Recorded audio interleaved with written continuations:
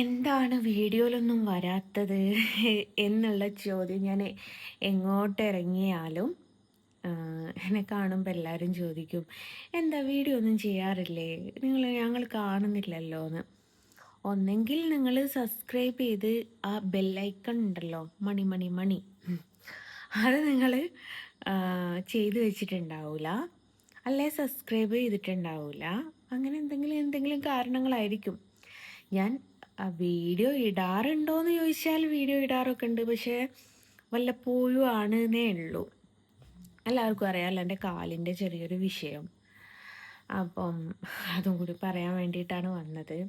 കാല് സർജറി ചെയ്യണം. അപ്പോൾ എന്തായി തീരുമെന്നൊന്നും എനിക്കറിയില്ല, എവിടെ കാണിക്കുമെന്ന് എനിക്കുള്ളൊരു പിടുത്തം കിട്ടുന്നില്ല. നമ്മളെ കോടതിയിലേക്ക് അതൊരു പ്രൂഫായിട്ട് വരണമെങ്കിൽ നമ്മൾ ഗവൺമെൻറ് ഹോസ്പിറ്റലിലൊക്കെ കൊണ്ടുവച്ച് കാണിച്ചിട്ട് സർജറി ചെയ്യുന്നതായിരിക്കും ബെറ്റർ. പക്ഷേ ഈ പറഞ്ഞതുപോലെ ഗവൺമെൻറ് ഹോസ്പിറ്റലിൽ നിന്ന് അല്ല, പ്രൈവറ്റിൽ നിന്നാണ് ചെയ്യുന്നതെങ്കിൽ കേസിന് ബലം കുറയും എന്നൊക്കെ പറയുന്നു. ഇനി അതല്ലാതെ സർജറി ഒഴിവാക്കാൻ എന്തെങ്കിലും വകുപ്പുണ്ടോ എന്ന് നോക്കിയിട്ട് ഓരോരോ വൈദ്യന്മാരെയും അല്ലാത്തവരെയും ഇങ്ങനെ തേടി പിടിച്ചുകൊണ്ടിരിക്കുകയാണ്. കാരണം സർജറി ചെയ്ത് കിടക്കുക എന്നൊക്കെ പറയുന്നത് വല്ലാത്തൊരു അബദ്ധമാണ്. എന്താ പറയുക, ഒരു വല്ലാത്തൊരവസ്ഥ തന്നെ. ഞാനിപ്പോൾ ഇത് പറ്റിയിട്ട് 1.5-2 മാസത്തിൻ്റെ പുറത്തായി. എൻ്റെ വർക്കുകളൊക്കെ നിന്നു. കാരണം കാല് താഴ്ത്തിയിട്ടിട്ട് എനിക്ക് വരയ്ക്കാൻ പറ്റുന്നില്ല. ഒരുപാട് പ്രശ്നങ്ങളിലൂടെ എൻ്റെ സാമ്പത്തിക നില തന്നെ താഴ്ന്നു എന്ന് തന്നെ പറയാം. കാരണം എനിക്ക് വരയ്ക്കണമെങ്കിൽ കാല് താഴ്ത്തിയിട്ടിട്ട് വരയ്ക്കണേ, അത് വരയ്ക്കാൻ പറ്റാത്തൊരു സാഹചര്യത്തിലേക്ക് വന്നു. പിന്നെ സോഷ്യൽ മീഡിയ ആണ്, അതിലേക്ക് സംസാരിക്കാനും അതിലേക്ക് എന്തെങ്കിലും കൊണ്ടുചിടാനും ഉള്ള മാനസികാവസ്ഥ തന്നെ പോയി. കാരണം മനുഷ്യൻ്റെ കാലാണ്, എന്താ പറ്റുക ഏതാ പറ്റുക എന്ന് പറയാൻ പറ്റില്ല. ഡോക്ടർ, ഗവൺമെൻറ് ഹോസ്പിറ്റലിലത്തെ ഡോക്ടർ അന്നേ പറഞ്ഞിട്ടുണ്ട്, നിങ്ങളത് നിസ്സാരാക്കി കളയല്ലേ, ഭാവിയിലേക്ക് വിഷയം വരുമ്പം മാത്രമേ നിങ്ങൾക്കത് മനസ്സിലാവുള്ളൂ എന്ന്. ഇപ്പോഴും അവിടെ ഒരു കരിവാളിപ്പ്, ഒരു കല്ല് പോലെ ഒരു ബ്ലാക്ക് കളറിലായി കിടക്കുക കേട്ടോ കാല്. പക്ഷെ അത്യാവശ്യം ഞാൻ നടക്കുന്നുണ്ട്, വാഹനങ്ങളൊക്കെ ഓടിച്ച് തുടങ്ങിയിട്ടുണ്ട്. പക്ഷേ ഒരു പരിധി വിട്ട് എനിക്ക് ഓടിക്കാൻ പറ്റുന്നില്ല. പരിധി വിട്ട് ഓടിക്കുന്ന സമയത്ത് ക്ലച്ച് അമർത്തുമ്പോഴേക്കും കാല് കൊളത്തി പിടിക്കുകയാണ് ചെയ്യുന്നത്. അങ്ങനത്തെ ഒരു സാഹചര്യത്തിലേക്കൊക്കെ പോവുക ചെയ്യുന്നത്. എന്തായിത്തീരുമോ എന്തോന്ന് എനിക്കറിയില്ല. കാലില്ലാത്ത ആൾക്കാരൊക്കെ കാലുള്ള എന്നെ കളിയാക്കിയിട്ട് അവരെ പോലെ കാലില്ലാതായി മാറുമെന്നൊന്നും എനിക്ക് അറിഞ്ഞൂടാ കേട്ടോ. അപ്പം അങ്ങനെയാണ്. അപ്പം സർജറിക്ക് വിധേയമാക്കണമെന്ന് പറയുന്നുണ്ട്. അപ്പം അത് ഒഴിവായി കിട്ടാൻ വേണ്ടിയിട്ട് എന്തെങ്കിലും വകുപ്പ് ആർക്കെങ്കിലും അറിയാവേ ഒന്ന് പറഞ്ഞു തരണേ. കാരണം നമ്മൾക്ക് എന്താ പറയുക, കാലിൻ്റെ പൊറാടി വശവുമാണ്, അമർത്തിയൊന്നും ചവിട്ടാനും പറ്റൂല, എന്തെങ്കിലും വാക്കർ വെച്ച് നടക്കണം. മോന് 10ാം ക്ലാസ്സാണ്. അങ്ങനെ പ്രശ്നങ്ങളില്ലാത്ത ജീവിതങ്ങളുണ്ടല്ലോ, അതിലൊരു ജീവിതമാണ് എൻ്റേതും. പക്ഷെ ഇതിങ്ങനെ പ്രശ്നമായി പോകുമെന്ന് ഞാൻ വിചാരിച്ചിട്ടില്ല. പക്ഷേ എനിക്ക് വിഷമം ഒന്നും ഇല്ല കേട്ടോ. കാരണം എന്താ വെച്ചാൽ എന്നെ സപ്പോർട്ട് ചെയ്യാനൊന്നും ആരും വന്നിട്ടില്ല. പക്ഷെ ദൈവം എന്ന് പറയുന്ന ഒരാളെന്നെ സപ്പോർട്ട് ചെയ്യുന്നുള്ള ഒരൊറ്റ വിശ്വാസത്തിൻ്റെ പുറത്തായി ഇപ്പോഴും ഞാൻ നിൽക്കുന്നത്.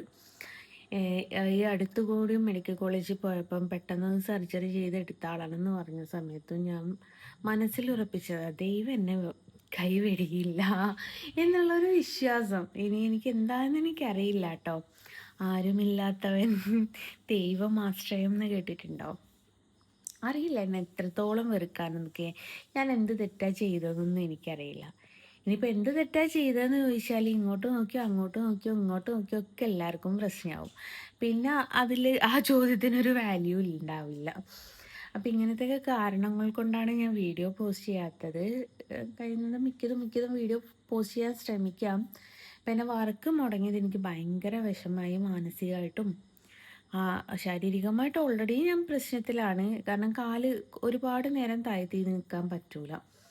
അതേ കൂട്ടത്തിൽ എനിക്ക് വരയ്ക്കുക, അത് സൈഡാവുക എന്ന് പറയുന്നത് എനിക്ക് ഭയങ്കര ബുദ്ധിമുട്ടുള്ളൊരു കാര്യമാണ്. പക്ഷേ ഇന്നലെ ഞാൻ കൊറിയർ ചെയ്തു കേട്ടോ. ഇന്ന് ഒരു ഫോട്ടോ പകുതിയാക്കി വെച്ചിട്ടുണ്ട്. കുറച്ച് മുമ്പ് ചെയ്യുന്നതിനേക്കാട്ടിലും മുമ്പ് ഇപ്പം 4 എണ്ണം ചെയ്യുന്നുണ്ടെങ്കിൽ അതിപ്പോൾ 2 എണ്ണമായിട്ട് ചുരുങ്ങി എന്നേ ഉള്ളൂ. കഴിയുന്നതും ചെയ്യുന്നുണ്ട് കേട്ടോ.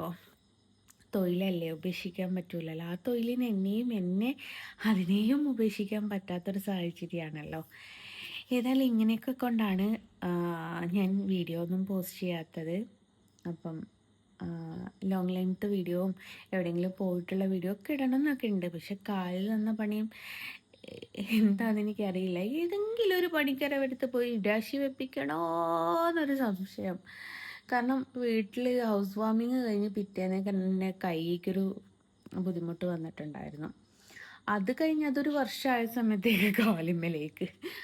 അപ്പോൾ ഇതെന്തുവാടെ ഇങ്ങനെയെന്ന് ചോദിച്ച്, അപ്പോൾ ചിലർ പറയും സ്ഥലം നല്ലതല്ലാഞ്ഞിട്ടാ, വീട് വെച്ച സ്ഥലം നല്ലതല്ലാഞ്ഞിട്ടാ, മറ്റുള്ളവരെ പ്രാക്ക, അങ്ങനെ ഇങ്ങനെ. ദൃഷ്ടി എനിക്ക് ഭയങ്കര വിശ്വാസമാട്ടോ. ദൃഷ്ടി വിശ്വാസമില്ലെങ്കിൽ ആ ഹൗസ് വാമിങ് കഴിയുന്നതിൻ്റെ അടുക്ക് എൻ്റെ കൈ അങ്ങനെ ആയി പോവില്ല. കാരണം ദൃഷ്ടി എന്ന് പറയുന്നത് വല്ലാത്തൊരു സംഭവം തന്നെയാണ്. പക്ഷെ എല്ലാം എല്ലാം മാറും എന്നുള്ളൊരു വിശ്വാസം ഞാൻ മദ്രസയിൽ പഠിച്ചിട്ടുണ്ട്. നമ്മുടെ നബി സല്ലല്ലാഹു അലൈഹി വസല്ലമക്ക് വരെ ഈ കൂടോത്രവും മരണമൊക്കെ ഏറ്റിട്ടുണ്ട് പോലും. പിന്നെയാണോ നമ്മൾ. അപ്പം നിങ്ങൾ ചോദിക്കും ഞാൻ മുസ്ലിമാണോ? ഞാൻ മുസ്ലിമോ ഹിന്ദുവോ ക്രിസ്ത്യാനിയോ ആരോ ആയിക്കോട്ടെ, വിശ്വാസത്തെ നല്ല രീതിയിൽ സംസാരിക്കുകയാണെങ്കിൽ അവരെ എന്താ പറയുക, മോശക്കാരിയാക്കി ചിത്രീകരിക്കുന്നത് നിങ്ങളങ്ങ് ഒഴിവാക്കിക്കാൾ. വിശ്വാസത്തെ എന്താ പറയുക, മോശമായിട്ടാണ് ചിത്രീകരിക്കുന്നതെങ്കിൽ നിങ്ങൾക്കതിൽ പ്രതികരിക്കാം. ഞാൻ ഇതുവരെ ഒരു വിശ്വാസത്തെയും മോശമായിട്ട് ചിത്രീകരിച്ചിട്ടില്ല. പിന്നെ നിങ്ങളെന്തിനാണ് എന്നെ ഇങ്ങനെ മോശമായിട്ട് ചിത്രീകരിക്കുന്നതെന്നുള്ള എനിക്കറിയേയില്ല കേട്ടോ. ഓരോരുത്തരുടെ മനസ്സും മാനസികാവസ്ഥയൊക്കെ ആണല്ലോ. ഏതായാലും ഇങ്ങനെയൊക്കെയാണ് എൻ്റെ അവസ്ഥ. എന്തായിത്തീരുമോ എങ്ങനെയായിത്തീരുമോ എന്നൊന്നും അറിയില്ല. ഒക്കെ വയ്യെ സ്ക്രീനിൽ കാണാം എന്നുള്ള രീതിയിൽ. ഓക്കെ, അപ്പോൾ എല്ലാവരോടും ബൈ പറയാണ്. Bye from Jasna Saleem. ടാറ്റാ.